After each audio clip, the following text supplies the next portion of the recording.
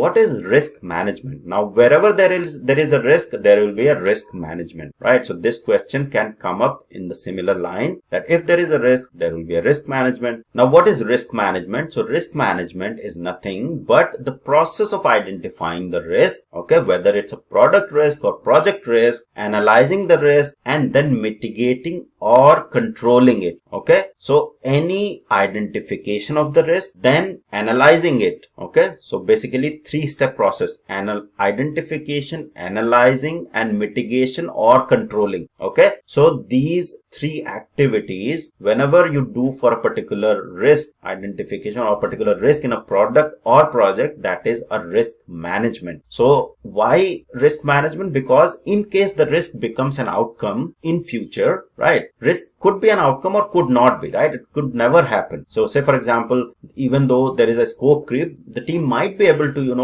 extend the hours and may be able to deliver, right? So, but in case there is a scope creep and team is not able to extend, there are people who have become sick, then the risk is an outcome, right? So these 3 main activities. First thing is what risk could be possible, or what risks could be possible for a particular project or a product. Then the analysis of that particular risk, and then what steps need to be taken in order to mitigate it or control it, right? Now, risk management activities provide a disciplined approach to assess what can go wrong in system or software or project, which risks are important to deal with, and implement action plan to deal with those risks, right? So risk management is a disciplined process. And testing team is closely sort of involved, not very heavily involved, but testing team needs to be across all of the risks, because testing team also raises the risks in the risk register. So any project that you will go on into working, you will see there is a risk register that is being maintained, wherein any person of the team that is part of the delivery can raise the product and project risk. Then the team comes together to analyze. So first thing is identification, which can be done by the team in collaboration or individually whenever someone comes across that this might be a risk, okay, for a particular project or product. Then the team will analyze and then rate that particular risk and then come up with the steps what we need to take or what actions we need to take in order to deal with those risks. For example, I am a test lead or test manager